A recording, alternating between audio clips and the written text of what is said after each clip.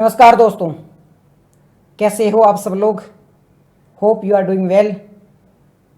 और क्या डिस्कस कर रहे हैं हम? एनसीईआरटी क्लास 6 को डिस्कस कर रहे हैं। हिस्ट्री की एनसीईआरटी है। चैप्टर कौन सा है? चैप्टर है वो 9वां अध्याय। अध्याय कौन सा है? 9वां अध्याय है। अध्याय का नाम है व्यापारी, राजा और तीर्थयात्री। अभी तक हमने इसको स्टार्ट नहीं किया है। अभी तक हम किसके बारे में बात कर रहे थे? टाइमलाइन के बारे में बात कर रहे थे। इस टाइमलाइन को हमने देख लिया है। उसके बाद में हमने गुप्ता जो वंश है, डायनेस्टी है, उसके बैकग्राउंड के बारे में बात की थी। उसके बाद में हमने गुप्ता डायनेस्टी के बारे में बात की थी। ये कुछ बेसिक चीज़ें थी, हमने देख ली है। अब हम आगे बात करेंगे। तो देखो, लास्ट लेक्चर में जब हमने डिस्कस किया था तब हमने क्या बताया था कि गुप्त वंश है वो कैसे है वो राइज हुआ, कौन कौन सी गुप्त वंश में किंग आई, कैसी सेना थी इनकी, इनका जो सेना का तरीका था वो कैसा था, पॉलिटिकल स्ट्रक्चर कैसा था, इनकी इकोनॉमी कैसी थी, इन सब के बारे में हमने बात करी थी। गुप्त वंश के बारे में हमने बहुत ही डिटेल में बात की थी, विस्तृत चर्चा की थी। जो लास्ट लेक्चर था उसमें गुप्त वंश के बारे में हमने बात की थी। अब हम क्या बात करी थे? इसके बाद में जब हमने गुप्त वंश खत्म किया था उसके बाद में हमने शक संवत और विक्रम संवत के बारे में बात की थी। शक संवत और विक्रम संवत के बारे में बात की थी। क्या होता है शक संवत, विक्रम संवत? अभी थोड़ी डाउट होती लोगों को कि सब शक संवत और विक्रम संवत होता है क्या है। तो यहाँ पे हम लिखते हैं विक्रम संवत, विक्रम संवत। इसके साइड में लिखते हैं शक संवत। क्या अंतर है इन दोनों में, शक और विक्रम में? अंतर की बात करें तो यहाँ पे लिखते हैं हम शक के बारे में। इसकी प्रारंभ कब, विक्रम का प्रारंभ कब हुआ था? विक्रम का प्रारंभ हुआ था 57 ईस्वी में। विक्रम का प्रारंभ कब हुआ था? 57 ईस्वी में। और शक संवत का प्रारंभ कब हुआ था? 78 ईस्वी में। कब हुआ था? 78 ईस्वी में। मतलब यहाँ पे ये 57 ईसा पूर्व है, BCE की बात हो रही है। ये CE की बारे में हो रही है। क्या बात हो रही है? एक बार मैं अलग से आपको इमेज बना के समझाता हूँ। ये मान लो एक लाइन है, यहाँ पे ये है जीरो। जीरो का मतलब है कि यहाँ पे ए ना तो एक है, एक दो भी नहीं है, माइनस भी नहीं, प्लस भी नहीं, ये जीरो की लाइन है। यानी कि यहाँ पर ईसा मसीह का जन्म हुआ था। 0 ईस्वी है, वहाँ पर ईसा मसीह का जन्म हुआ था। ईसा मसीह से जन्म से पहले जो भी काम हुआ था उसे कहा जाता है ईसा पूर्व, यानी कि ईसा मसीह से जन्म से पूर्व। इसे हम BCE भी कहते हैं, बिफोर कॉमन एरा भी कहते हैं, BCE भी कहते हैं, ईसो पूर्व भी कहते हैं। यहाँ पे चलते हैं तो इसे कहते हैं ईस्वी, यानी कि ईसा पूर्व कहते हैं। इधर आ जाता है ईसा पूर्व, यहाँ पे आ जाता है CE, कॉमन एरा। क्या अर्थ होता है? अर्थ ये होता है कि इधर की जो घटना है वो ईसा मसीह के जन्म के बाद की है। इसे हम कॉमन एरा कह सकते हैं, इसे हम कह सकते हैं बिफोर कॉमन एरा। हिंदी में इसे ईसा पूर्व कहते हैं, हिंदी में इसे ईस्वी कहते हैं। समझ में आया? फिर से समझा देता हूँ। एक लाइन है 0 डिग्री ईसा, 0 यहाँ पे 0 एज है, ईसा मसीह का जन्म हुआ है। इससे बाद वाली ईस्वी कही जाएगी, इससे पहले वाली ईसा पूर्व कहा जाएगा।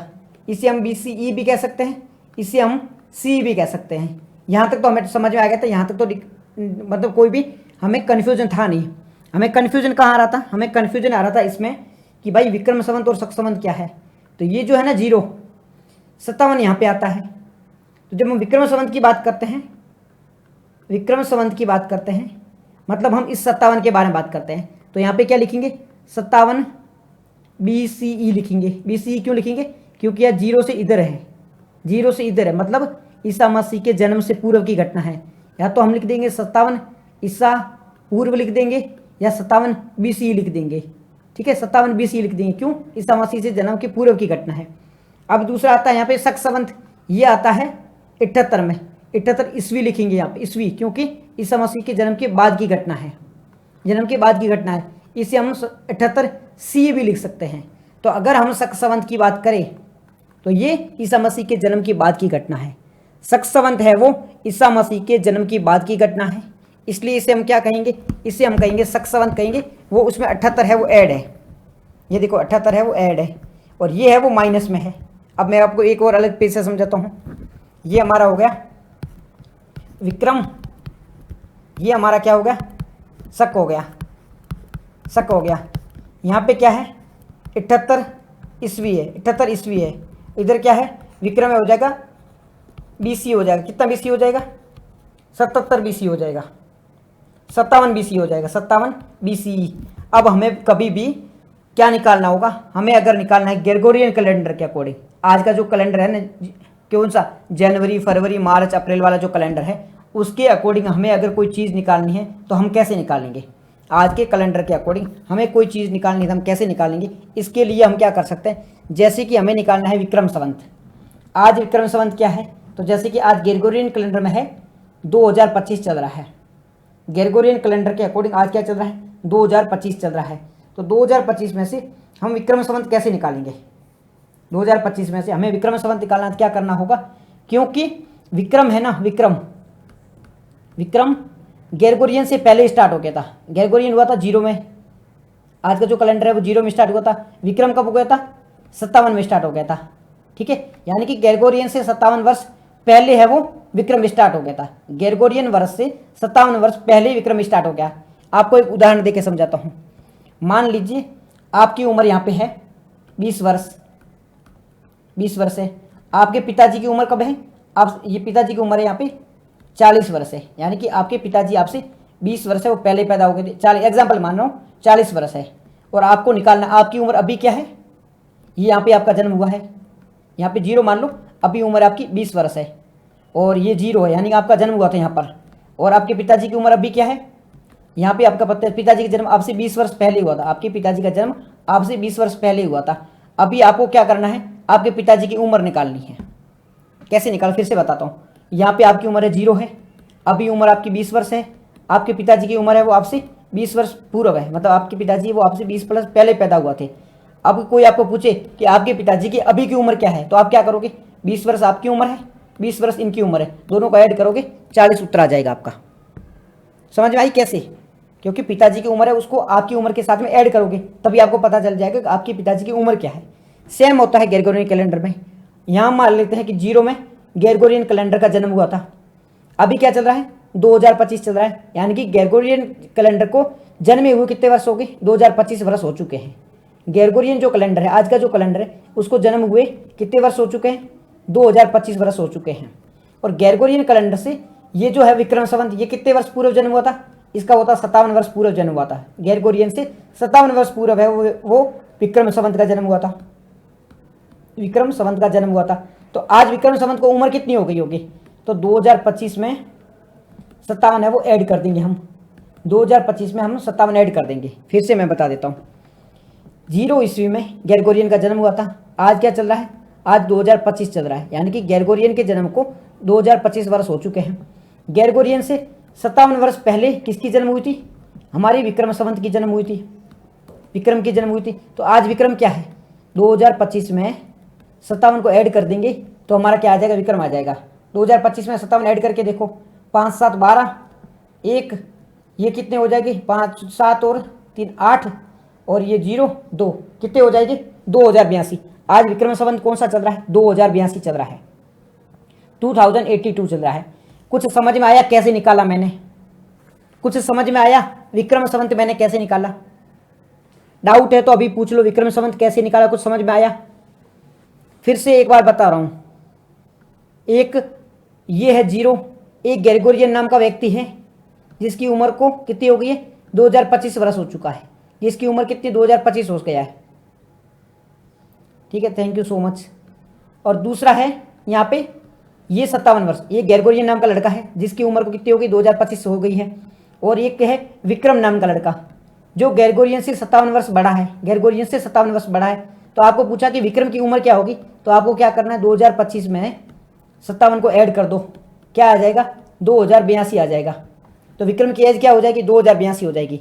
तो अगर आपको पूछे कि अभी विक्रम संवत कौन सा चल रहा है, तो 2082 चल रहा है। विक्रम संवत कैसे निकालेंगे, तो जो भी ग्रेगोरियन चल रहा होगा उसमें 57 ऐड कर दो, जो भी ग्रेगोरियन चल रहा होगा उसमें 57 वर्ष ऐड कर दोगे तो आपका क्या विक्रम संवत आ जाएगा। विक्रम संवत निकालने आ गया ना, डाउट है तो पूछ लो, विक्रम संवत आया कि नहीं आया, यस नो आया, फिर मैं नेक्स्ट बताऊं। ओके थैंक यू, जिस चीज को आया thank you thank you thank you thank you so much. Okay अब बात करते हैं शक संवत के बारे में, विक्रम आ गया, अब शक संवत के बारे में बात करते हैं। ठीक है, अब शक, ये शक नाम का एक व्यक्ति है और एक है ग्रेगोरियन नाम का व्यक्ति, ग्रेगोरियन। बार बार ग्रेगोरियन को बीच में क्यों ला रहे हैं, क्योंकि ज़्यादातर देशों में ये ग्रेगोरियन ही फॉलो किया जाता है। ग्रेगोरियन का मतलब है आज का जो जनवरी फरवरी वाला जो है ना, इसके बारे में बात कर रहे हैं। आज का जो जनवरी फरवरी वाला है इसके बारे में बात कर रहे हैं। तो ग्रेगोरियन और आज का जनवरी फरवरी वाला है उसे ग्रेगोरियन कहा जाता है। उसकी कंपैरिजन किससे की जा रही है? उसे की जा रही है शक संवत से की जा रही है। तो निकालते हैं शक को, कैसे निकालते हैं? मान लीजिए ग्रेगोरियन नाम का एक व्यक्ति है जिसका जन्म है वो कब हुआ था? 0 में हुआ था। अभी वो कितना हो गया है? अभी हो गया 2025 वर्ष का हो चुका है। एक व्यक्ति है जिसका नाम है क्या है? शक है। एक व्यक्ति है जिसका नाम शक है। इसका जन्म कब हुआ था? इसका है वो ग्रेगोरियन की ग्रेगोरियन के 78 वर्ष बाद में हुआ है। शक नाम का व्यक्ति है जिसका जन्म है वो ग्रेगोरियन के 18 वर्ष बाद में हुआ है। मैं फिर से बता रहा हूँ, ग्रेगोरियन यानी कि ए नाम का व्यक्ति है, इसका जन्म है वो हुआ था ना 0 में हुआ था। अभी ये कितने वर्ष का है? 2025 वर्ष का है। ग्रेगोरियन के बाद में एक व्यक्ति पैदा होता है जिसका नाम था शक। ग्रेगोरियन के बाद में एक व्यक्ति पैदा होता है जिसका नाम था शक। ये ग्रेगोरियन के ठीक 78 वर्ष बाद में, ग्रेगोरियन कैलेंडर के ठीक 78 वर्ष बाद में किसका जन्म होता है? शक संवत का जन्म होता है। अब शक संवत 78 वर्ष बाद में पैदा होता है। तो आज शक संवत की उम्र क्या होगी? फिर से बता रहा हूँ, ए नाम का व्यक्ति है, बी नाम का व्यक्ति है, इसकी उम्र कितनी है? 2075 है, 2025 है। इसकी उम्र कितनी है? यानी कि ये इसके ए के 78 वर्ष बाद में पैदा हुआ था। तो आज इसकी उम्र क्या होगी? इसको अगर निकालना तो आपके पास में एक चीज़ है, जैसे कि 2025 है वो किसकी उम्र? ग्रेगोरियन की। अगर शक की उम्र निकालनी है तो 78 घटा दो, 2025 में से 78 घटा दो, 2025 में से 78 घटा दो, क्या बचेगा? 2025 में से 78 जाएगा, क्या बचेगा? आप मान लो यहाँ पे 15 हो गई, 15 में से 8 गई, कितने बचे? 7 बचे पीछे। यहाँ पे कितने थे? 2 थे, अब 1 बचेगा क्योंकि 11 हो जाएगी। 11 में 7 गई, कितने बचे? 4 बचे। यहाँ पे 0 का 0, 2 का 2, कितना हो जाएगा? 2047। सॉरी, यहाँ पे 1 बचेगा, 1947। शक संवत कौन सा चल रहा है? शक संवत अभी 1947 चल रहा है। समझ में आ रहा है? नहीं आ रहा तो एक बार पूछ लो, मैं फिर से समझाने की कोशिश करूँ। प्लीज़ डाउट मत रखना, फिर से रखने की कोशिश करता हूँ। हमने क्या किया था? हमने बात की थी कि ये जो ग्रेगोरियन कैलेंडर है उसका जन्म है वो 0 में हुआ था। उसके बाद में शक संवत है, इसका जन्म कब हुआ था? 78 ईस्वी में, यानी कि ग्रेगोरियन के ठीक 78 वर्ष बाद में। ग्रेगोरियन के ठीक 78 वर्ष, ग्रेगोरियन मतलब ईसा मसीह का जन्म, इसके 78 वर्ष बाद में किसका जन्म हो रहा है? इसके ठीक 78 वर्ष बाद में शक संवत का जन्म हो रहा था। तो अगर हमें शक संवत निकालना है तो 2025 में से 78 घटा देंगे, 1947 बचाएंगे। तो आज शक संवत कौन सा चल रहा है? 1947 चल रहा है। विक्रम संवत निकालना है तो इसमें 57 ऐड कर दो। विक्रम में 57 ऐड करने हैं, विक्रम संवत निकालना है 57 ऐड कर दो, और हमें शक संवत निकालना है तो 78 घटा दो। 78 घटाना शक आ जाएगा, और विक्रम निकालना है तो जोड़ना है, कितना जोड़ना? 57 जोड़ना है। याद रहेगा? कोई डाउट नहीं? शक विक्रम दोनों समझ में आ गई? शक विक्रम दोनों क्लियर है? ठीक है जी, शक विक्रम दोनों क्लियर हो चुके हैं। अब आगे बात करते हैं।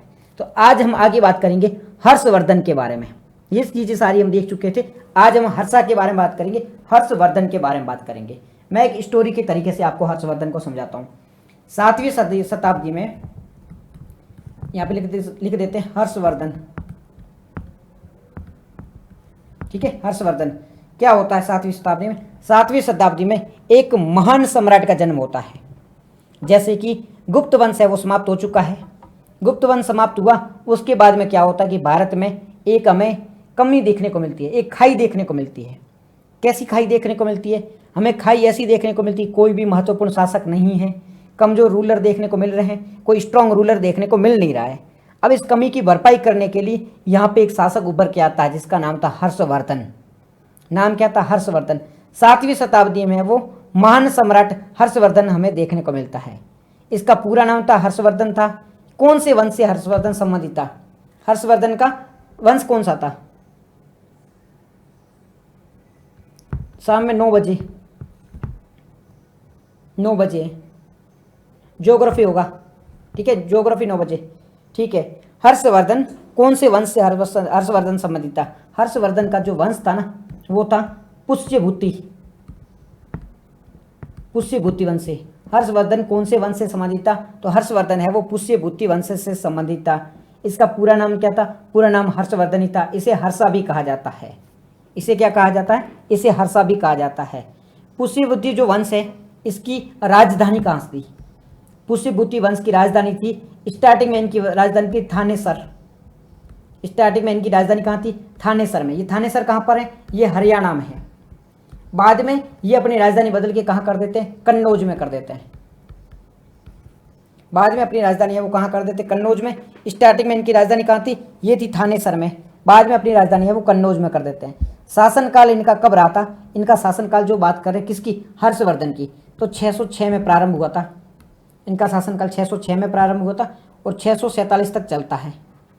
6 से 47 यानी कि 41 वर्ष तक ये रूल करते हैं।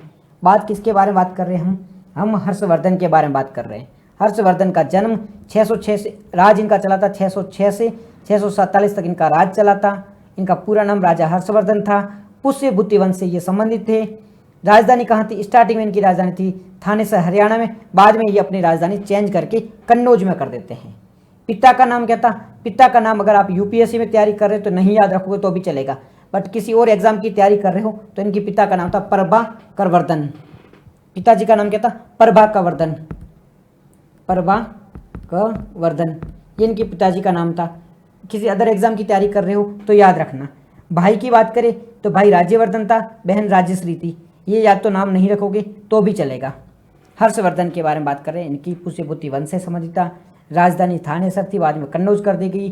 606 से 647 तक इन्होंने रूल किया था। पिताजी का नाम प्रभावर्धन था, भाई का नाम राज्यवर्धन था, बहन का नाम राजश्री था। ये इन्फॉर्मेशन इनके बारे में याद रहेगी। अब हम इनकी बात करते हैं कि राजा कैसे बने। हर्षवर्धन है वो, हर्षा है वो किस प्रकार से किंग बना था। अगर हर्षा के किंग बनने के पीछे की स्टोरी के बारे में बात करें तो क्या होता है, इनके भाई होते हैं, इनके भाई से इनका संघर्ष है वो स्टार्ट हो जाता है। इनको लगता है कि किंग तो बनना मैं ही डिजर्व करता हूँ, बट इनके भाई का मानना था कि हर्षा किंग नहीं बने, हमें किंग बनना है। इनके पिताजी भी सपोर्ट करते हैं इनके भाइयों को। अब हर्षवर्धन और इनके पिताजी के बीच, इनके भाइयों के बीच में युद्ध हो जाता है। हर्षवर्धन और इनके भाइयों के बीच में युद्ध हो जाता है। युद्ध के दौरान क्या होता है, युद्ध के दौरान ये जो इनका भाई था ना राज्यवर्धन, राज्यवर्धन की हत्या कर दी जाती है। अब जो युद्ध स्टार्टिंग में चलता है ये हर्षवर्धन और उसके भाइयों के चलता है, परंतु यहाँ पे कोई जीतता हारता नहीं है। बाद में क्या हुआ, बाद में राज्यवर्धन है ना, इनका युद्ध होता है। एक थे गौड़ शासक थे, गौड़ एक जनजाति थी, उनका रूल था। अब इनसे युद्ध होता है। इनमें एक राजा था शशांक। ये जो शशांक है ना, ये हर्षवर्धन का जो भाई था राज्यवर्धन, इनकी हत्या कर देता है।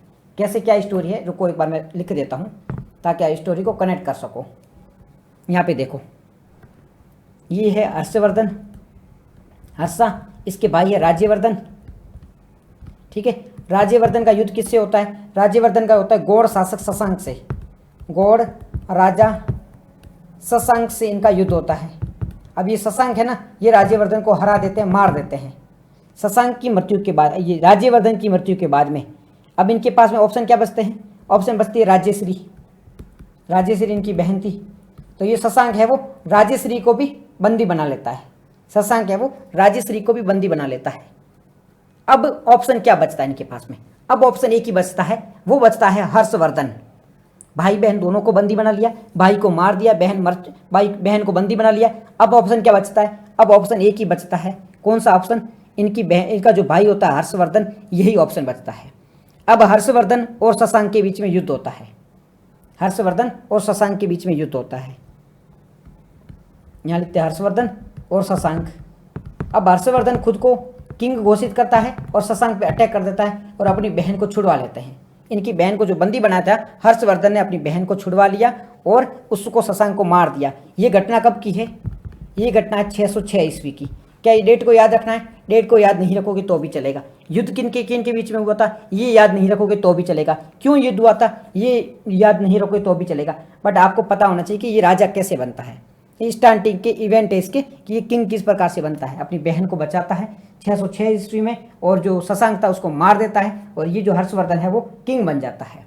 किंग बनते ही इनकी सोच थी साम्राज्यवाद की, यानी कि अपने साम्राज्य को फैलाना है, अपनी सीमा को फैलाना है, ये इसकी सोच थी। तो ये किस प्रकार से अपनी बाउंड्री को फैलाता है, किस प्रकार से अपनी जो सीमा होती है उसको फैलाता है। तो अगर सीमा फैलाने की बात करें तो इसके लिए ये हर्षवर्धन क्या करता है, सबसे पहले उत्तर में बात करते हैं। सबसे पहले कहाँ की बात करते हैं हम उत्तर की बात करते हैं। तो उत्तर में है ना, ये नेपाल तक फोकस करता है। ये मान लो ये भारत है, ये भारत है।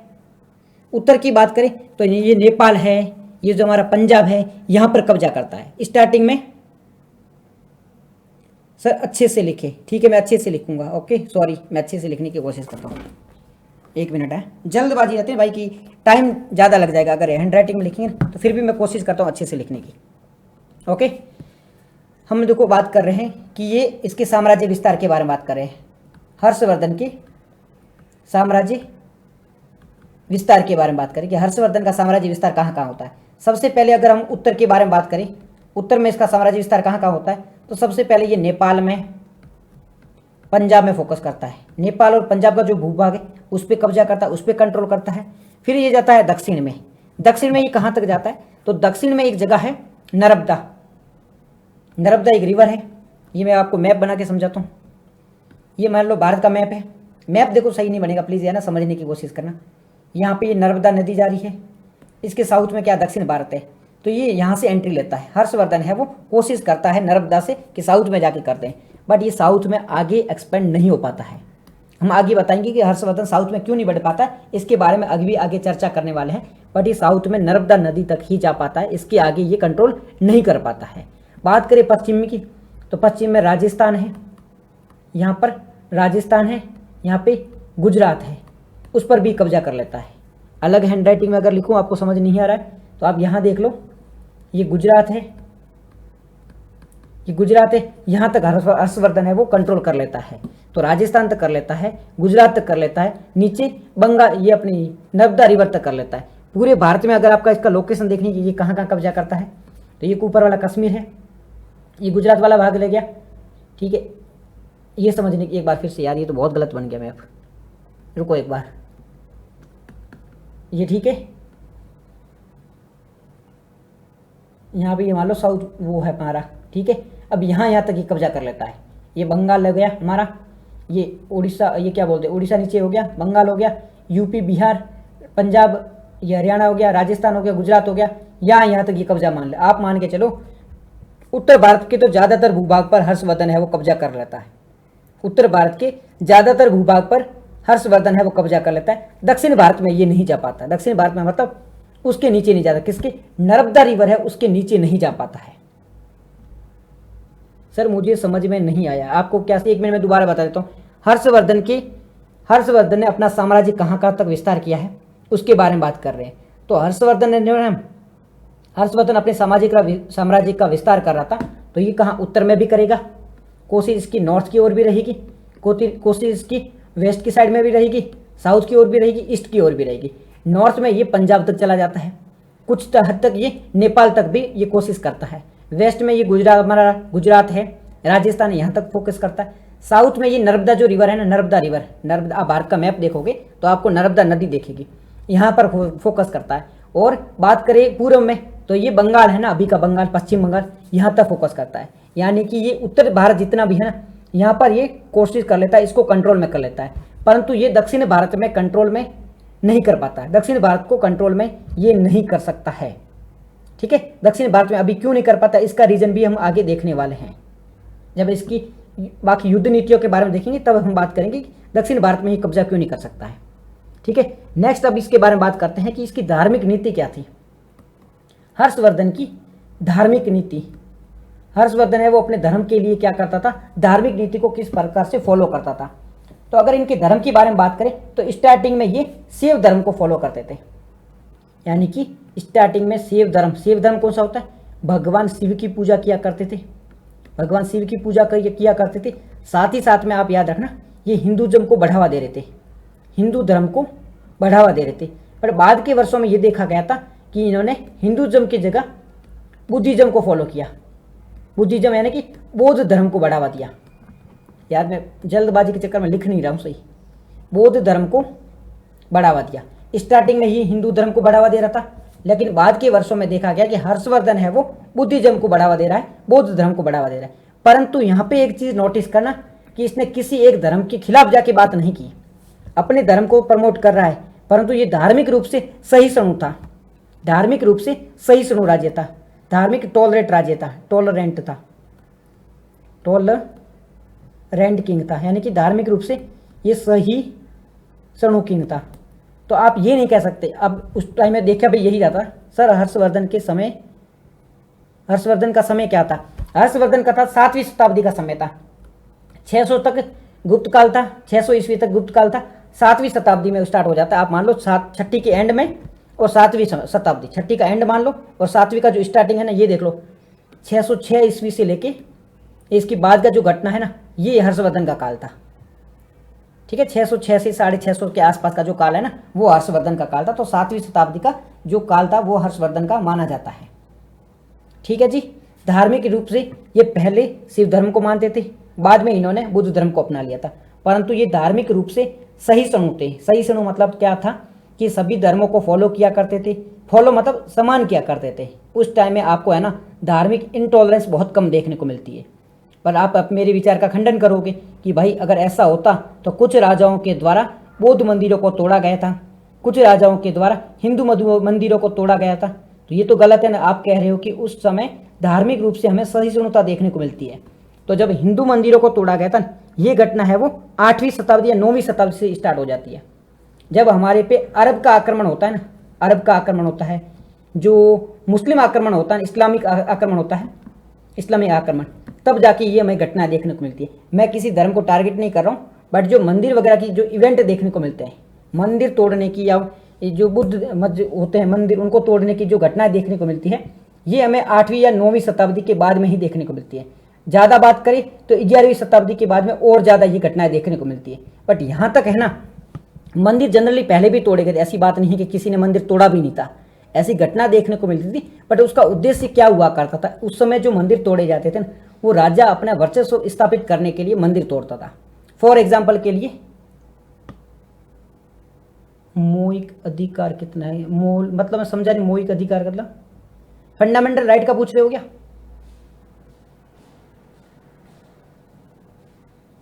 मैं एक बार क्लियर कीजिए अपना, मैं बता दूंगा। ठीक है, तो ये मंदिर है ना, उस टाइम में धार्मिक रूप से सहिष्णुता देखने को मिलती थी। मंदिर है वो इस समय इतने नहीं तोड़े जाते थे। उद्देश्य क्या था? फॉर एग्जाम्पल के लिए मैं भी एक किंग हूं, मैं एक राजा हूं। अच्छा, फंडामेंटल राइट का बोलो 25 से स्टार्ट हो जाते हैं। धार्मिक सहिष्णुता का जो अधिकार आपका 25 से स्टार्ट हो जाता है। 25, 26, 27, 28, इनमें धार्मिक स्वतंत्रता चलती है। किसमें? धार्मिक प्रमोशन किया जाता है, अपने धर्म को प्रमोट करो, दूसरे धर्म के खिलाफ बात मत करो, अपनी संस्कृति को प्रमोट करो, ये स्टार्ट हो जाता है। ठीक है, 25, 26, 27, 28।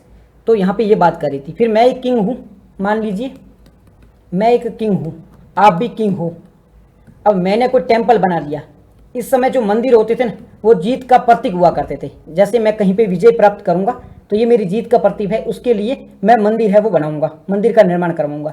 तो दूसरा किंग है ना, उसको लगेगा कि भाई ये जो है ना, ये बंदा जीत गया है, तो जब ये मेरे पे विजय प्राप्त करेगा तो इस जो मंदिर यहाँ पे बड़ा था, इसको या तो तुड़वा देगा या अपना कुछ ना कुछ यहाँ पे वर्चस्व स्थापित करेगा।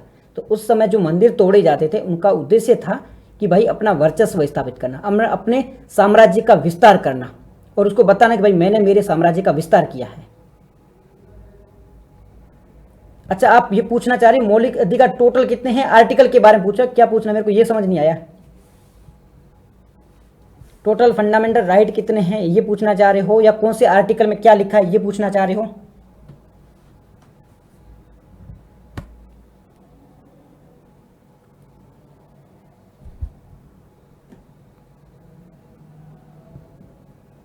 अच्छा, फंडामेंटल राइट का पूछ रहे हो, तो वो आर्टिकल 25, 26, 27, 28 में धार्मिक स्वतंत्रता से जुड़े हुए हैं।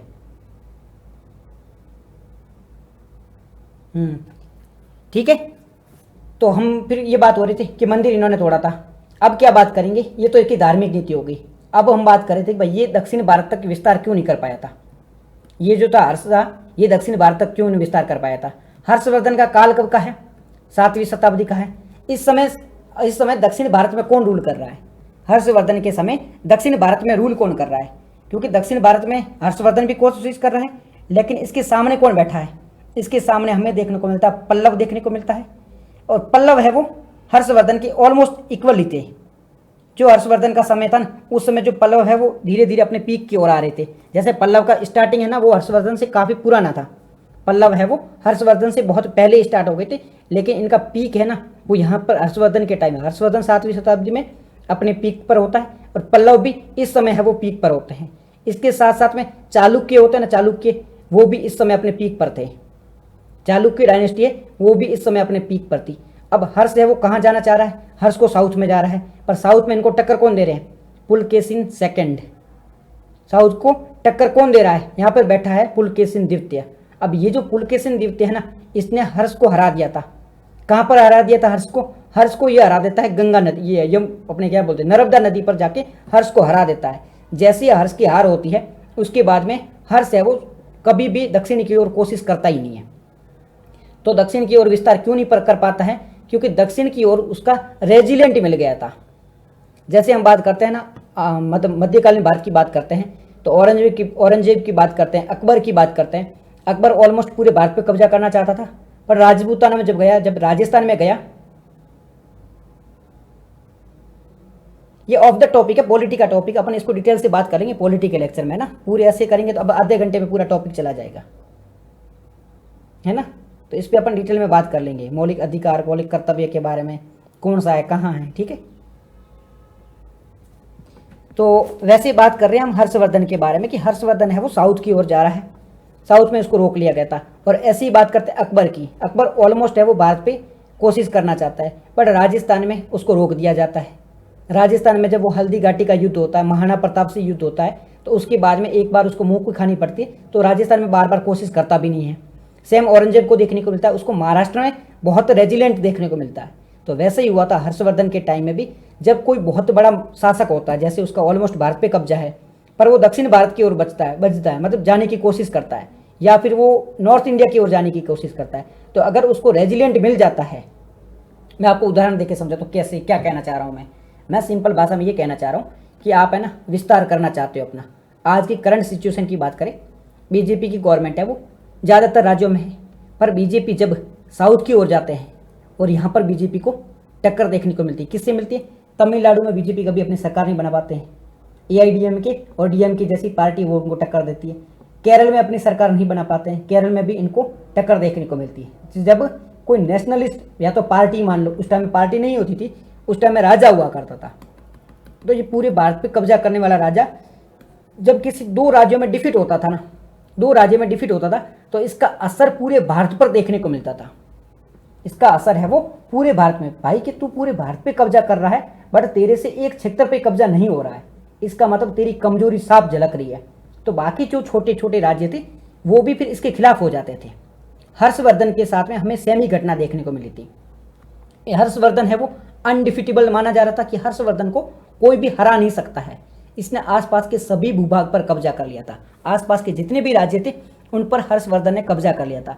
बट जैसे ही वो नर्मदा नदी क्रॉस करता है, उसका सामना हो जाता है पुलकेशिन से, पुलकेशिन उसको हराता है। उसके बाद में हर्षवर्धन के बारे में जो धारणा थी कि हर्षवर्धन है वो अनडिफिटेबल है, उसको कोई भी नहीं हरा सकता है, ये धारणा टूटी। और जैसे ही ये धारणा टूटी, वैसे ही छोटे छोटे जो राज्य थे वो हर्षवर्धन के खिलाफ होते हैं, और धीरे धीरे जो हर्षवर्धन का काल था वो एंड हो जाता है। धीरे धीरे हर्षवर्धन का जो काल है वो एंड हो जाता है, और इसकी जो पूरे भारत पे कब्जा करने की जो क्षमता थी वो इस टाइम तक आते आते खत्म हो जाती है। अब मैं इसके बारे में, जब चीनी यात्री के अलग अलग जो ट्रैवलर भारत में आए थे, उन ट्रैवलर के बारे में बात करेंगे। तब एक ट्रैवलर था जिनका नाम था हेनसांग। अलग अलग ट्रैवलर्स के बारे में बात करेंगे। ट्रैवलर्स का मतलब होता है यात्री, ट्रैवलर्स का मतलब होता है यात्री। तो अलग अलग यात्री जब भारत में आते हैं तो उसमें से एक यात्री है जिनका नाम है हेनसांग, एक व्यक्ति है जिनका नाम है हेनसांग। ये हेनसांग भी भारत में आते हैं। कहाँ से आते हैं ये चाइना से आते हैं, ये चाइना से भारत में आते हैं। तब इस दौरान क्या होता है, और ये भारत में कब आते हैं, 630 ईस्वी में आते हैं। ये भी हर्षवर्धन के बारे में कुछ अपनी बात रखते हैं। अब इसके बारे में हम और आगे भी बात करेंगे, कौन कौन से ट्रैवलर हैं वो भारत में आते हैं, कब कब आते हैं, किसके टाइम पीरियड में आते हैं। तो हर्षवर्धन के टाइम में एक चाइनीज यात्री थे, एक चाइनीज ट्रैवलर थे जिनका नाम था हेनसांग। 630 ईस्वी के आसपास ये भारत में आते हैं। कहाँ कहाँ गए थे ये नालंदा जाते हैं, ये कन्नौज में जाते हैं, ये काशी में जाते हैं, मथुरा में जाते हैं। एक बार इसके बारे में थोड़ा बहुत देख लो आप, कौन कौन से यात्री आते हैं, यहाँ पे लिख देते हैं। हेनसांग कब आते हैं, ये 630 ईस्वी के आसपास आते हैं, ठीक है। कहाँ कहाँ जाते हैं ये, नालंदा जाते हैं, ये कन्नौज जाते हैं, ये काशी जाते हैं, यहाँ पे ज लिखा, ठीक है। कन्नौज जाते हैं, काशी जाते हैं, ये मथुरा जाते हैं, इन जगहों पे जाते हैं। क्या इन जगहों का नाम याद रखना जरूरी है, क्या यूपीएससी इस पर क्वेश्चन पूछती है? जी हाँ, इनका नाम भी याद रखना जरूरी है कि हेनसांग ने किस किस के बारे में बताया था। ऐसे भी क्वेश्चन है वो कई बार पूछे गए हैं, ठीक है, इन इन जगहों पे जाते हैं, इनकी विजिट करते हैं। और ये हर्षवर्धन के बारे में क्या लिखते हैं, जो ये हेनसांग थे, ये हर्षवर्धन के बारे में लिखते हैं कि हर्षवर्धन है वो न्यायप्रिय था। एक मिनट यार, क्या लिख रहा हूँ मैं, रुको। हर्षवर्धन है वो न्यायप्रिय था, ठीक है। साथ ही साथ में हर्षवर्धन है वो धर्मप्रिय था। इसके अलावा विद्वान था, और ये विद्वानों का सम्मान भी किया करता था। तो ये हर्षवर्धन के बारे में कुछ इन्होंने लिखा था। किसने लिखा था? हेनसांग ने लिखा था। और हेनसांग के बारे में ये किस में लिखा गया था? हेनसांग ने ये किस में लिखा था? तो एक इनकी जो लिखने वाली बुक थी ना, उसको कहा जाता है सीयूकी के नाम से इसे जाना जाता है। तो ये वर्णन हमें देखने को मिलता है हर्षवर्धन के बारे में, ठीक है। ये कहाँ पर देखने को मिलता है हमें? ये हर्षवर्धन के बारे में ये जानकारी है वो किस में देखने को मिलती है? हेनसांग की जो बुक थी उसमें देखने को मिल जाती है। हेनसांग के बारे में याद रखना, हेनसांग है वो किस राजा के समय भारत में आया था? यूपीएससी क्वेश्चन पूछेगी, हेनसांग है वो किस राजा के समय भारत में आया था? तो हर्षवर्धन के समय में आया था। हेनसांग है वो कहाँ कहाँ गया था? नालंदा गया था, कनौज गया था, काशी गया था, मथुरा गया था। हेनसांग ने किस किस के बारे में बताया था? तो जो जो चीज़ हर्षवर्धन है वो न्यायप्रिय है, धर्मप्रिय है, ये सारी चीज़ें इसके बारे में बताई थी। तो वो चीज़ें भी आपको याद रखनी है, ठीक है, याद रहेगी। अब हम बात करते हैं हर्षवर्धन के समय की कुछ महत्वपूर्ण संस्कृतियों के बारे में, मतलब संस्कृति बात करें, कुछ साहित्य के बारे में बात करते हैं। ये चीज़ें भी याद रखने लायक है, इसमें भी क्वेश्चन पूछा जाता है। जैसे कि एक साहित्य है नागानंद, एक साहित्य है नागानंद। कहा जाता है कि इसकी रचना है ना वो हर्षवर्धन स्वयं ने की थी। अब इसके बारे में एग्जैक्ट इन्फॉर्मेशन नहीं है कि इसकी रचना किसने की थी, बट कुछ लोग कहते हैं, मतलब कुछ बुक में देखने को मिलता है कि इसकी रचना है वो हर्षवर्धन के द्वारा ही की गई थी। एक बुक थी रत्नावली, ठीक है। उसके बाद में थी एक प्रियदर्शिका। ये हर्षवर्धन के टाइम की कुछ साहित्यिक कृतियां हमें देखने को मिलती है, जिसके माध्यम से हमें हर्षवर्धन की जानकारी मिलती है। हर्षवर्धन के एक दरबारी कवि था जिनका नाम था बाण भट्ट। क्या नाम था उनका? बाण भट्ट। ये सारी चीजें याद रखना।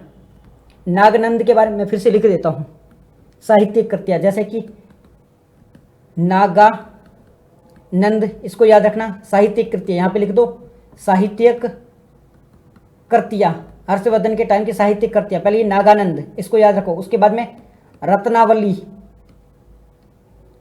नागानंद, रत्नावली। उसके बाद में क्या लिखते हुए? प्रियदर्शिका, प्रियदर्शिका। क्या क्या चीजें? नागानंद, रत्नावली, प्रियदर्शिका। नागानंद, रत्नावली, प्रियदर्शिका, ये किसके समय की है? हर्षवर्धन के समय है। हर्षवर्धन के समय एक दरबारी कवि थे जिनका नाम था बाण भट्ट। बाण भट्ट, ये कौन थे? ये हर्षवर्धन के दरबारी कवि थे। बाण भट्ट की रचना कौन सी थी? हर्षचरित्र। हर्षचरित्र, हर्षचरित्र के लेखक कौन थे? यूपीएससी अगर क्वेश्चन पूछे या कोई भी एग्जाम में क्वेश्चन आ सकता है, हर्षचरित्र के लेखक कौन थे? तो बाण भट्ट थे। हर्षचरित्र के लेखक कौन थे? बाण भट्ट थे। इसमें क्या लिखा था? तो इसमें लिखा था हर्ष के बारे में। यहां देखो वर्ड है हर्षचरित्र, मतलब क्या है? हर्ष के चरित्र के बारे में लिखा गया। हर्ष चरित्र मतलब हर्ष के चरित्र के बारे में लिखा गया था, इसलिए ये हर्ष की रचना थी। हर्ष के जीवन काल के बारे में इसमें लिखा गया था। अब हम हर्ष के टाइम का जो एडमिनिस्ट्रेशन था उसके बारे में बात करते हैं। हर्ष के टाइम का जो एडमिनिस्ट्रेशन यानी कि प्रशासन था, प्रशासन या एडमिनिस्ट्रेशन, इसके बारे में बात करें। हर्ष के टाइम का जो एडमिनिस्ट्रेशन था इसके बारे में बात करें तो यहाँ पे सबसे जो ऊपरी सत्ता थी, टॉप पर कौन बैठता था? राजा। टॉप पर कौन हुआ करता था? राजा हुआ करता। सबसे ये मान लो सबसे ऊपर में कौन था? सबसे ऊपर में किंग, राजा हुआ करता था। ये सर्वोच्च सत्ता थी। उसके बाद में छोटे छोटे, ये मान लो ये क्या? छोटे छोटे प्रांत हैं, छोटे छोटे प्रांत हैं। प्रांतों को क्या कहा जाता था? प्रांतों को कहा जाता था भुक्ति। ये शब्द याद रखना, प्रांतों को भुक्ति कहा जाता था। ये वर्ड है वो याद रखना। यूपीएससी इस पे क्वेश्चन पूछेगी प्रांतों को क्या कहा जाता था? तो प्रांतों को भुक्ति कहा जाता था, ठीक है। प्रांतों में होते थे जिले, प्रांतों में होते थे जिले, ये बहुत सारे जिले हैं। इन जिलों को क्या कहा जाता था? इन जिलों को विषय कहा जाता था।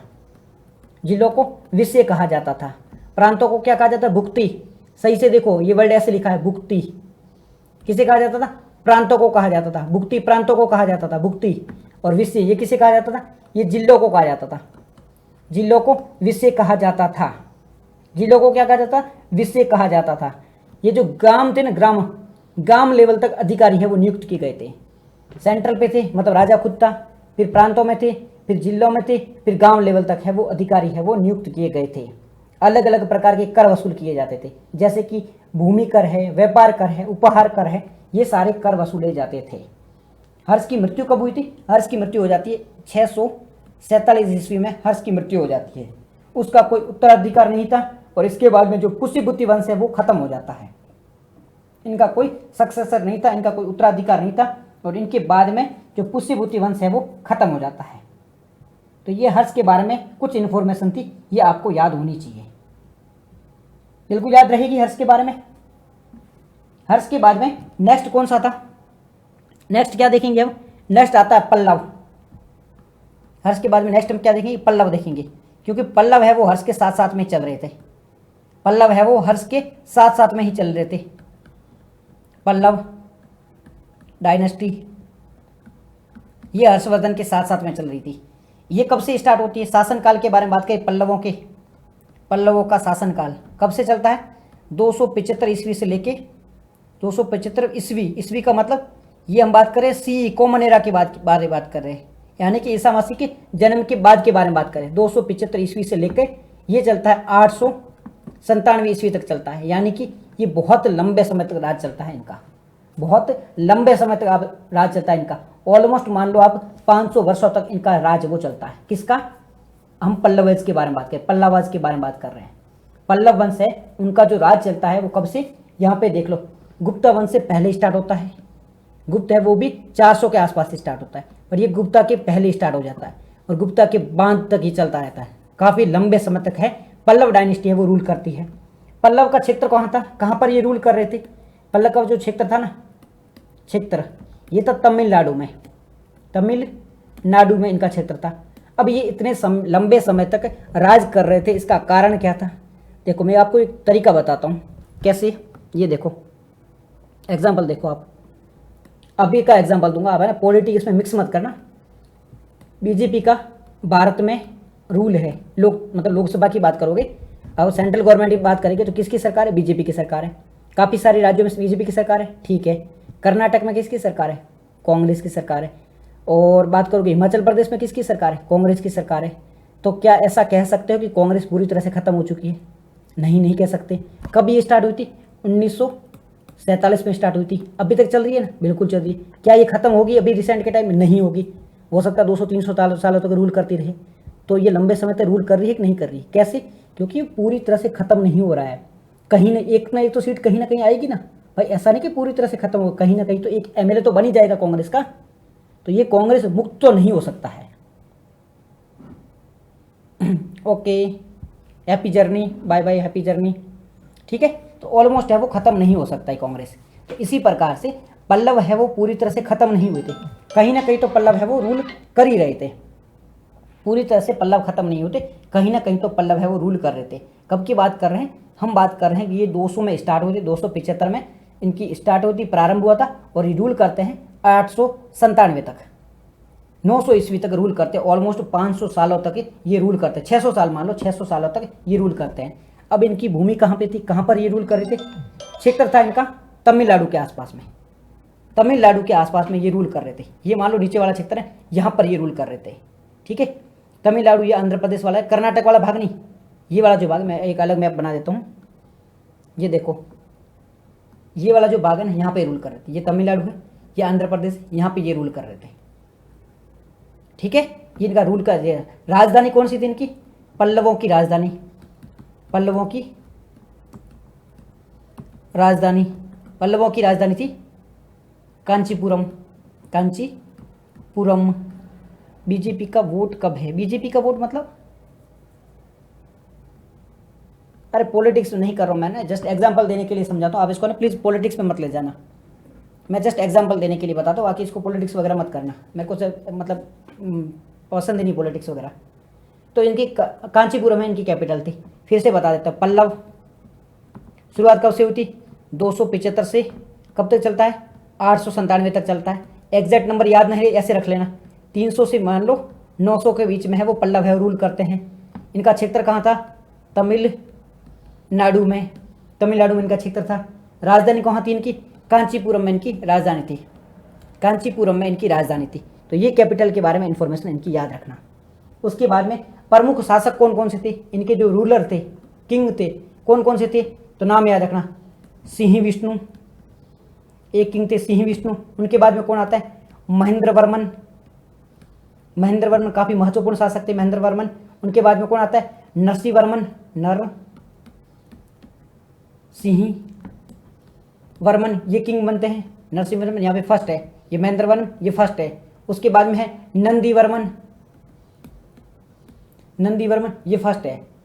तो ये कुछ महत्वपूर्ण शासक थे। पल्लवों के महत्वपूर्ण शासक कौन कौन से, सबसे पहला आता है सिंह विष्णु, ये पल्लव वंश के संस्थापक माने जाते हैं। पल्लव वंश के जो पहले किंग थे वो सिंह विष्णु थे, संस्थापक माने जाते हैं। उसके बाद में आते हैं, हालांकि पल्लव वंश है वो इनसे पहले भी स्टार्ट हो चुका था। ये जो किंग बनता है ना ये 500 के आसपास बनता है, पल्लव वंश 200 वर्ष पहले ही स्टार्ट हो चुका था, पर यहाँ तक कोई महत्वपूर्ण रूलर नहीं था, एक दो गांवों पर इनका राज था। तो पहले जो महत्वपूर्ण शासक बनते हैं वो सिंह विष्णु बनते हैं।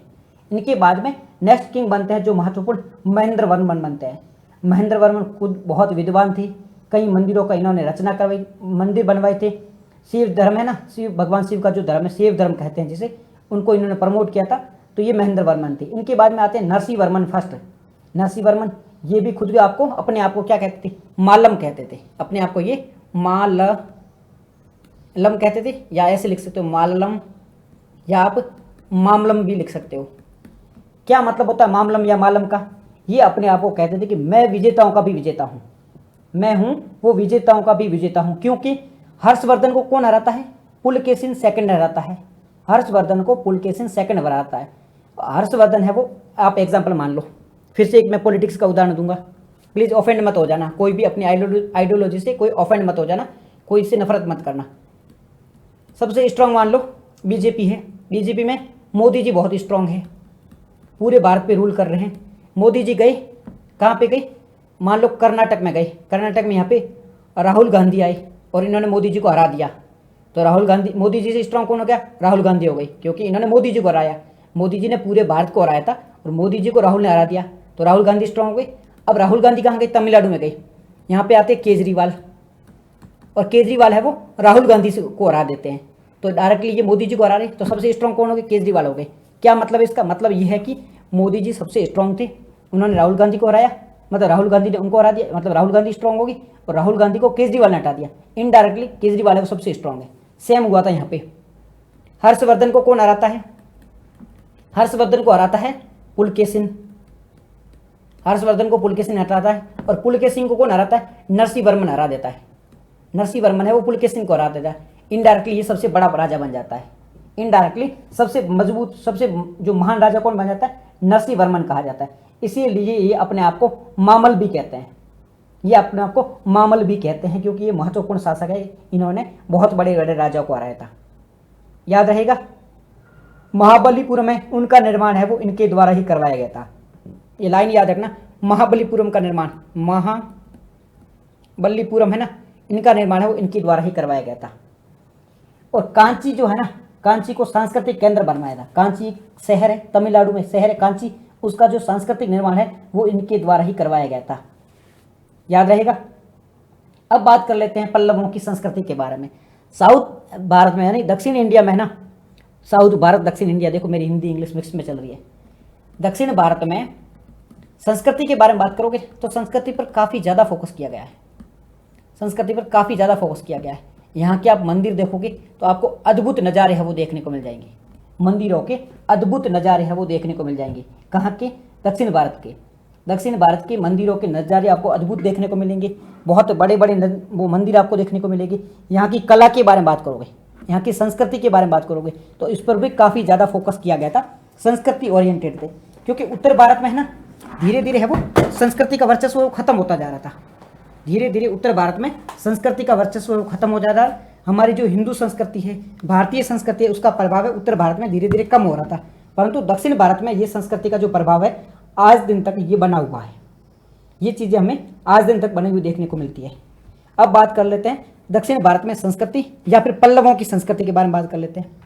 यहाँ पे टॉपिक हो जाएगा पल्लवों की संस्कृति या पल्लवों के टाइम का कल्चर, पल्लवों के टाइम का कल्चर, ये पॉइंट हो जाएगा। यहाँ पे बात करें पल्लवों के टाइम के कल्चर के बारे में तो यहाँ पर मंदिर बनवाए गए थे, यहाँ पर मंदिर बनवाए गए थे। जो भी यहाँ पे मंदिर बनवाए गए थे पल्लवों के टाइम में, वो कौन से स्टाइल में बनाए गए थे? द्रविडियन स्टाइल में। द्रविडियन स्टाइल में यहाँ पर मंदिर बनाए गए थे। पल्लवों के टाइम में मंदिर बनाए गए थे, कौन से स्टाइल में बनाए गए थे? Dravidian style. पल्लवों के टाइम में मंदिर बनवाए गए थे। अब पल्लवों के टाइम में पूछे, चाहे चालुक्यों के टाइम में पूछे, दक्षिण भारत का कोई भी राजा होगा, दक्षिण भारत के किसी भी राजा के बारे में अगर आपको पूछे कि वहाँ पर कौन सी स्टाइल में मंदिर बनवाए गए हैं, तो वहाँ पर द्रविड़ स्टाइल में ही मंदिर बनवाए गए होंगे। दक्षिण भारत का कोई भी मंदिर है, 90% मंदिर है वो किस स्टाइल में बनाए गए? वो द्रविड़ स्टाइल में ही बनाए गए हैं। द्रविड़ स्टाइल मतलब यहाँ पे एक बहुत बड़ा मंदिर होगा, आसपास में ये छोटे छोटे मंदिर होंगे, इस टाइप से मंदिर बनाया जाता है।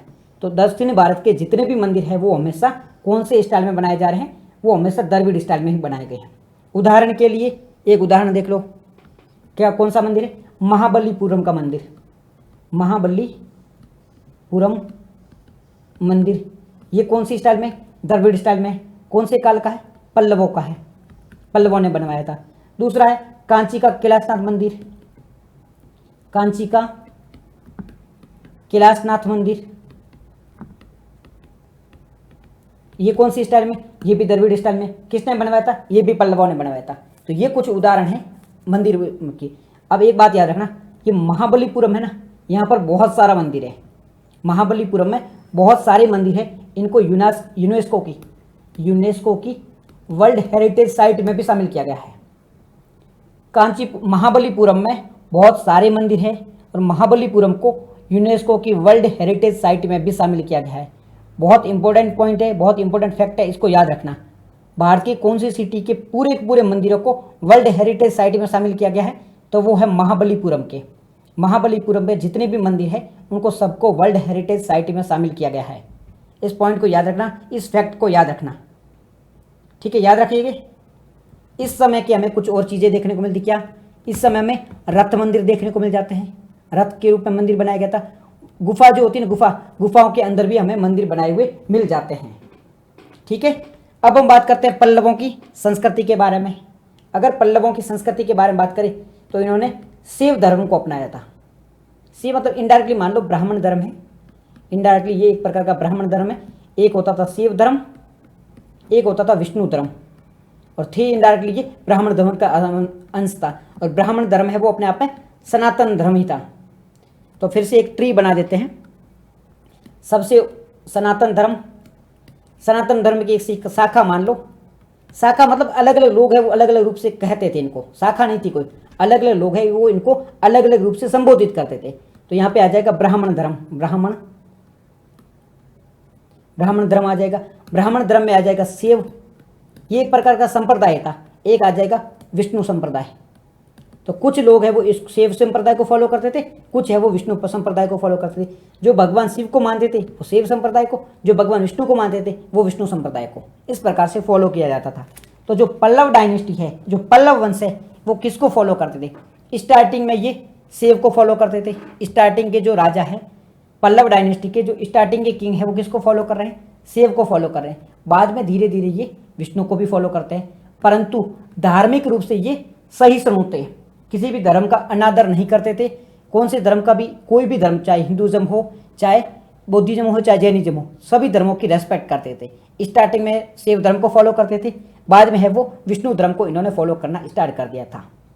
अब यहाँ पे जो भी हमें साहित्य वगैरह देखने को मिलता है, पल्लवों के टाइम में हमें जो भी साहित्य देखने को मिलता है, उनकी भाषा कौन सी थी? उनकी भाषा में संस्कृत देखने को मिलती है, संस्कृत देखने को मिलती है, तमिल भाषा भी देखने को मिलती है। आज भी तमिल पर है वो संस्कृत का वर्चस्व देखने को मिलता है। आज भी है वो तमिल भाषा है वो संस्कृत भाषा से प्रभावित मानी जाती है। तो यहाँ पर हमें तमिल और संस्कृत दोनों साहित्यों का विकास देखने को मिलता है, ठीक है जी। कुछ महत्वपूर्ण बुक की बात करें तो एक बुक लिखी गई थी जिसका नाम था मतविलास। बुक का नाम क्या था? मतविलास।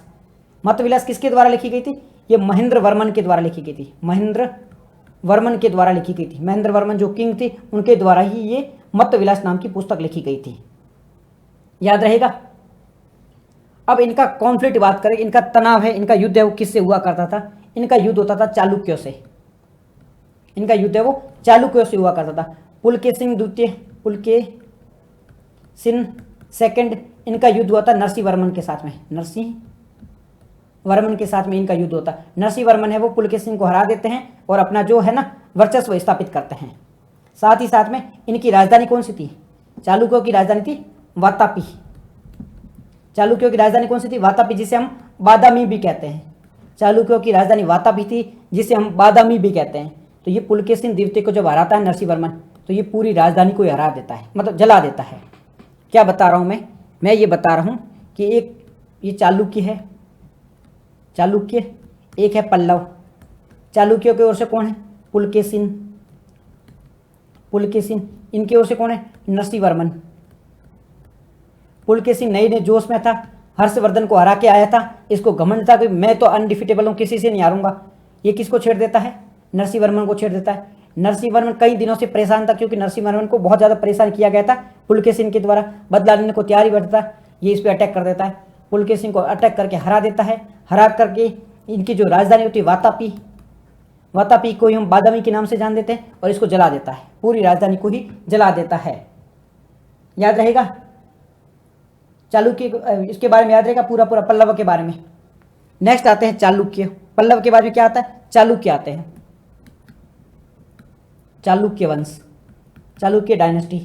शुरुआत कब से होती है इनकी? तो शुरुआत मान लो आप 600 से होती है और 750 तक रूल करते हैं।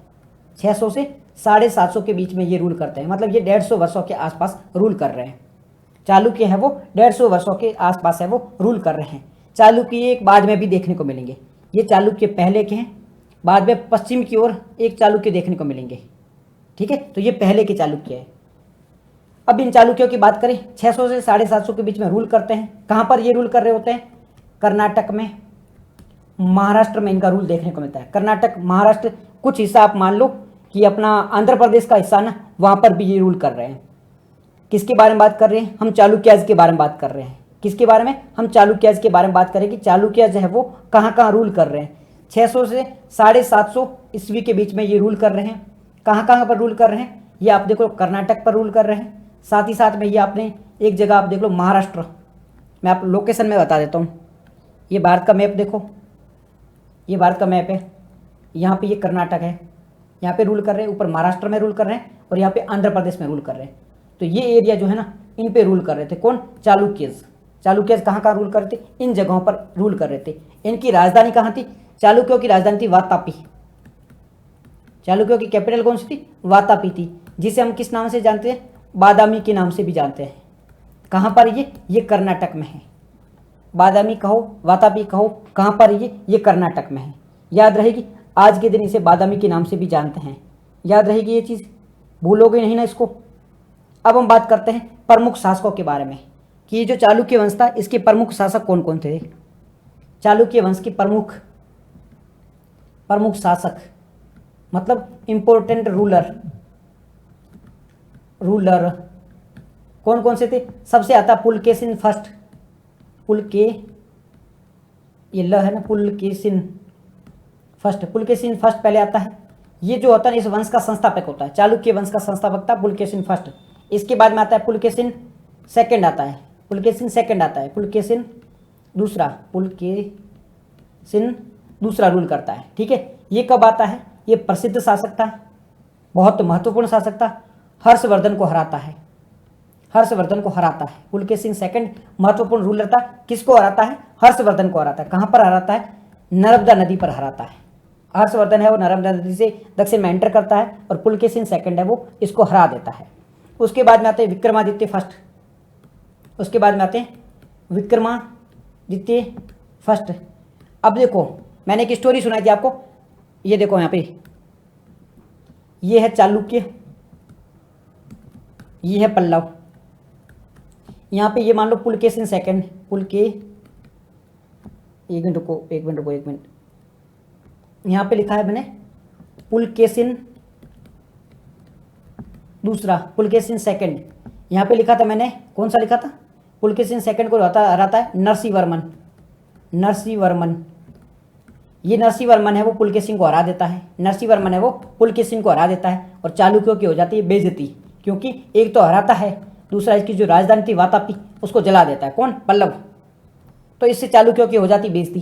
चालुक्यों को लेना था बदला, बदला लेने के लिए कौन करता है? नेक्स्ट इनका किंग बनता है विक्रमादित्य। नेक्स्ट इनका किंग बनता है विक्रमादित्य। विक्रमादित्य इनको ठोक देता है। विक्रमादित्य है वो पल्लवों को हरा देता है। पहले पल्लवों को पुलकेशिन ने हराया, पहले पल्लवों ने पुलकेशिन को हराया, यानी कि चालुक्यों को हराया। चालुक्यों ने बदला लिया किसके नेतृत्व में? विक्रमादित्य के नेतृत्व में। विक्रमादित्य के नेतृत्व में चालुक्य है वो पल्लवों से बदला लेते हैं और पल्लवों को हरा देते हैं। पल्लवों को हरा देते हैं। इसके बाद में बनते हैं कीर्तिवर्मन। पर कीर्तिवर्मन है वो वैसी महत्वपूर्ण नहीं थे, नॉर्मल इनके बारे में जानकारी है। ठीक है जी, यहां तक कोई दिक्कत नहीं है। अब हम बात कर लेते हैं इनकी कला के बारे में, चालुक्यों की कला के बारे में। जब हम इनके आर्ट के बारे में बात करते हैं तो हमें कुछ चीजें देखने को मिलती है, जैसे कि चालुक्य है ना, चालुक्य कला का केंद्र माना जाता है। कला का केंद्र माना जाता है। कला का केंद्र कैसे माना जाता है? क्योंकि ये जो चालुक्य का काल था ना, यहां पर हमें कुछ महत्वपूर्ण चीजें देखने को मिलती है, जैसे कि बादामी, ठीक है, जैसे कि एहोल, जैसे कि पद्दक्कल। ये कुछ महत्वपूर्ण शहर देखने को मिलता है, क्योंकि यहां पर बहुत ज्यादा हमें विकास देखने को मिलता है, बहुत ज्यादा कल्चरल डेवलपमेंट देखने को मिला था। चालुक्यों के समय में बादामी, एहोल और पद्दक्कल जैसी कुछ जगह थी, वहां पर हमें कल्चरल डेवलपमेंट देखने को मिलता है, सांस्कृतिक विकास देखने को मिलता है। अब यहाँ पे जो विकास देखने को मिला था, जो मंदिर देखने को मिलता है, यहाँ पे शैली कौन सी उपयोग में ली गई थी? तो ये जो कर्नाटक में जो भी विकसित देखने को मिला था, कर्नाटक में हमें जो भी डेवलपमेंट देखने को मिला था, यहाँ की अगर आप स्टाइल की बात करो तो नागर और द्रविड़, इन दोनों का मिक्सचर था। यहाँ पर नागर स्टाइल को भी फॉलो किया गया था, यहाँ पे द्रविड़ स्टाइल को भी फॉलो किया था, यानी कि इन्होंने मिश्रित स्टाइल अपनाई थी, मिक्सचर अपनाया था दोनों का, नागर और द्रविड़ का दोनों का मिक्सचर है वो यहाँ पर अपनाया गया था। ये पॉइंट है वो महत्वपूर्ण है, इसको याद रखना।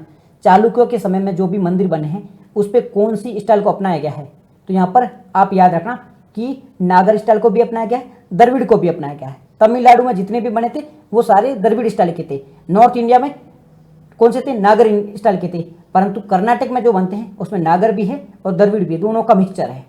और पद्दक्कल है ना, पद्दक्कल ये वर्ल्ड हेरिटेज साइट भी है, यूनेस्को की वर्ल्ड हेरिटेज साइट भी। पद्दक्कल है वो यूनेस्को की वर्ल्ड हेरिटेज साइट है, इसको याद रखना।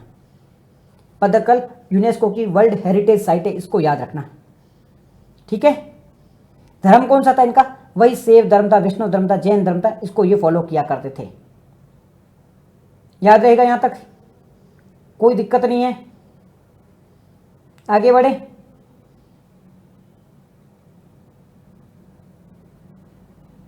कोई दिक्कत नहीं है, आगे बढ़े फिर।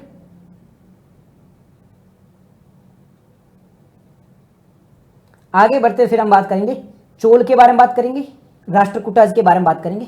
ठीक है, इनके बाद के जो राजवंश आए थे उनके बारे में बात करेंगे। अभी तक हमने देखा कि किसके बीच में युद्ध चल रहा है? पल्लव के बीच में युद्ध चल रहा है और चालुक्यों के बीच में युद्ध चल रहा है। पल्लव और चालुक्यों के जो संघर्ष चल रहा था, इसके कारण से ये दोनों है वो खत्म हो जाते हैं। पल्लव और चालुक्य के संघर्ष के कारण ये दोनों भी खत्म हो जाते हैं। फिर एक नया वंश देखने को मिलता है, चोल वंश। अब ये जो चोल है ना, ये पहले भी देखने को मिल चुका हमें, ये हमें मौर्य वंश के समय भी चोल वंश देखने को मिला था।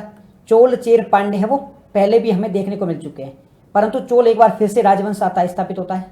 चोल फिर से अपना राजवंश स्थापित करते हैं। कौन सी शताब्दी में ये कर रहे हैं? आप मान लो कि 900 के आसपास में कर रहे हैं रूल, 900 से 1100 के बीच में ये अपना रूल है वो स्थापित करते हैं। एक बार खत्म हो चुके हैं पहले, चोल है वो अपना राज्य है फिर से स्थापित करते हैं। कब से? 900 से 1100 के बीच में चोल अपना रूल है वो फिर से स्थापित करते हैं। ठीक है, प्रारंभिक एक बार संगम युग में इनका रूल था, पहले खत्म हो चुके हैं, फिर से अपना रूल स्थापित कर रहे हैं। कहां पर ये कर रहे हैं? ये करते हैं कर्नाटक, तमिलनाडु में। कर्नाटक और तमिलनाडु में ये अपना रूल है वो स्थापित करते हैं। राजधानी कहाँ थी?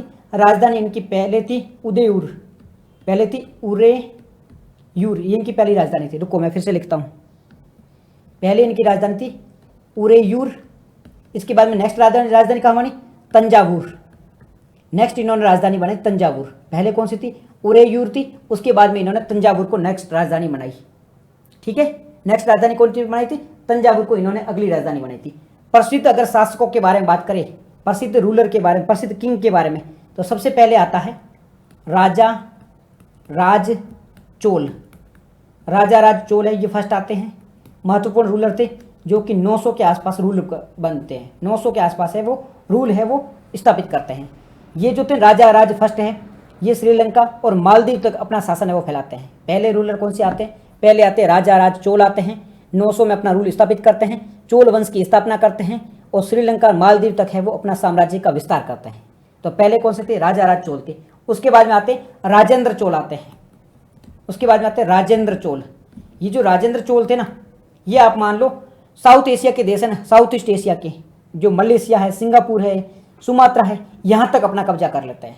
ये भारत है, यहाँ तक जो इंडोनेशिया वगैरह है, यहाँ तक अपना कब्जा है वो स्थापित कर लेते हैं। राजेंद्र चोल के पास में बहुत स्ट्रांग नेवी हुआ करती थी। राजेंद्र चोल के पास में बहुत ही महत्वपूर्ण स्ट्रांग नेवी हुआ करती थी। इस नेवी की सहायता से ये आसपास के जो द्वीप थे, देश थी, उन पे कब्जा कर लिया करते थे। ठीक है जी, याद रहेगा। राजेंद्र चोल और राजा राज के बारे में याद रखना। चोल वंश के बारे में बात कर रहे हैं। चोल वंश की अगर प्रशासनिक व्यवस्था के बारे में बात करें तो ये संगठित थी, विकेंद्रीकृत थी। ये संगठित भी हुआ करती थी, ये विकेंद्रीकृत भी हुआ करती थी। यहाँ पर कुछ शब्द आते हैं, उन शब्दों को याद रखना। यहाँ पे कुछ शब्द आते हैं, जैसे कि एक वर्ड आता सभा, एक वर्ड आता था उर। अब ये सभा उर क्या है? सभा कहा जाता था ग्राम पंचायत की जो प्रणाली होती थी उनको सभा कहा जाता था। और उर क्या होती थी? उर होती थी समितियाँ।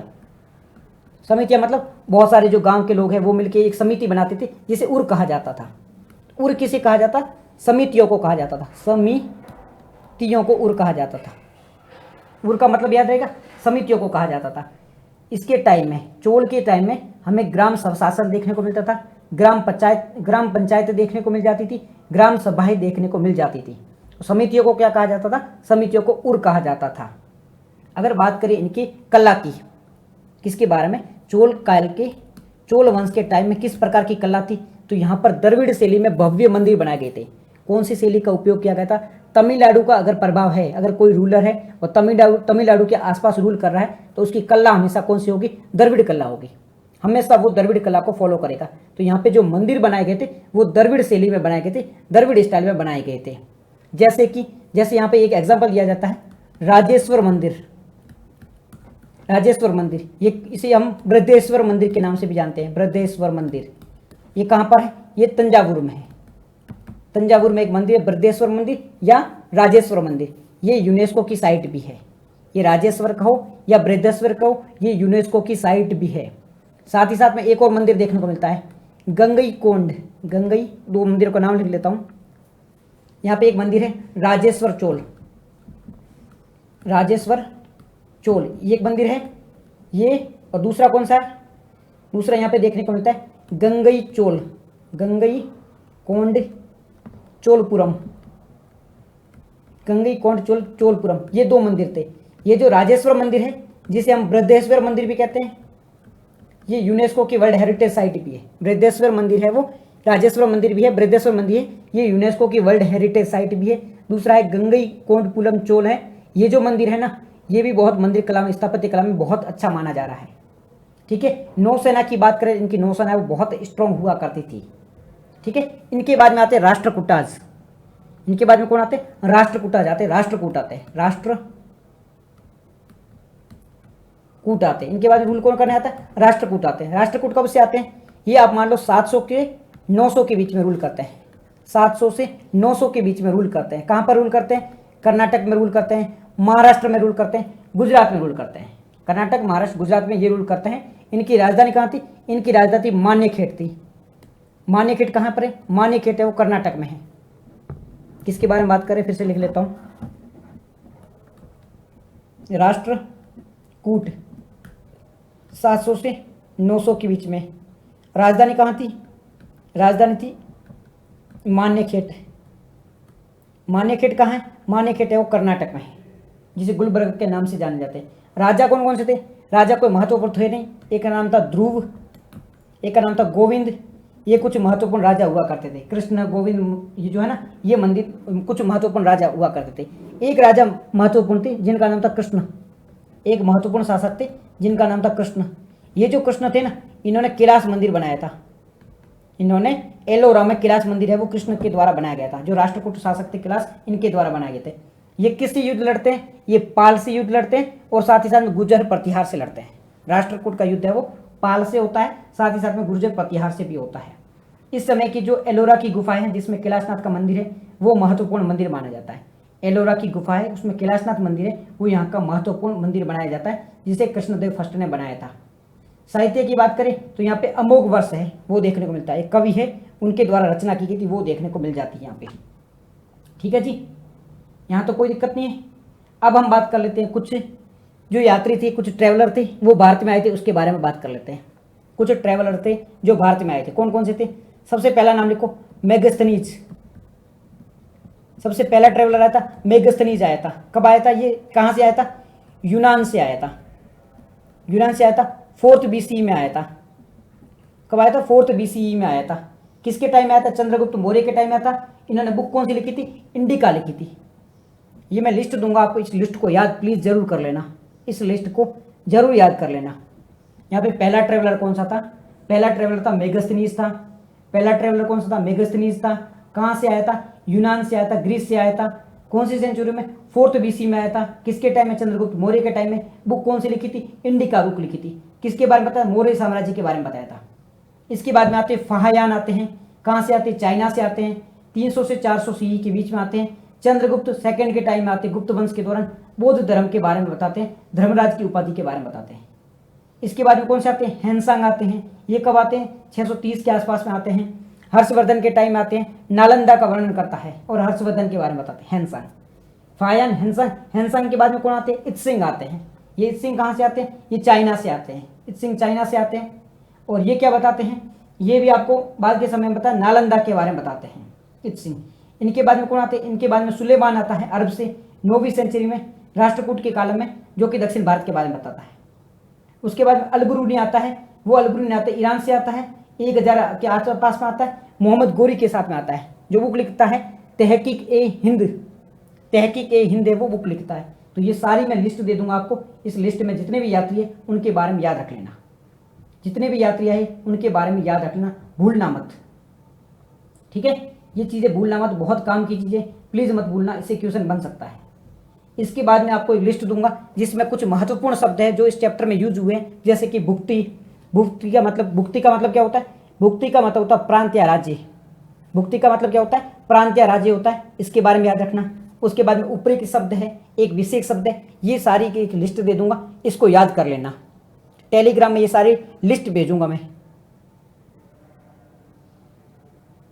टेलीग्राम में ये लिस्ट भेज दूंगा, प्लीज इसको याद कर लेना। टेलीग्राम में है ना, टेलीग्राम चैनल है थिंकर्स IAS के नाम से, लिंक आपको बायो में मिल जाएगी, न मिले तो मेरे को मैसेज करना, मैं आपको लिंक प्रोवाइड करवा दूंगा। ये सारी लिस्ट भेज दूंगा जिसमें अलग अलग शब्दों के बारे में बात होगी कि भुक्ति किसे कहा जाता था, ऊपरी किसे कहा जाता था, ये सारी चीज़ें होगी। उसके बाद में सारे राजाओं के बारे में वर्णन होगा, महत्वपूर्ण सारी लिस्ट आपको दे दूंगा, तो सबको रट लेना, क्वेश्चन यहीं से पूछे जाएंगे। ठीक है, तो ये हमारा जो चैप्टर है वो एंड हो जाता है। यहाँ से क्लास 6 की NCERT है हिस्ट्री की, वो एंड हो जाती है। क्लास 6 की हिस्ट्री एंड हो चुकी है, क्लास 6 की ज्योग्राफी एंड हो चुकी है। तो यहाँ से हमारी हिस्ट्री की जो NCERT है वो खत्म हो चुकी है, ज्योग्राफी खत्म हो चुकी है। अब हम 7th क्लास की NCERT वो स्टार्ट करेंगे। ठीक है, thank you very much for joining the session. मिलते हैं नेक्स्ट सेशन में, तब तक आप सभी अपना ध्यान रखो। जय हिंद, जय भारत।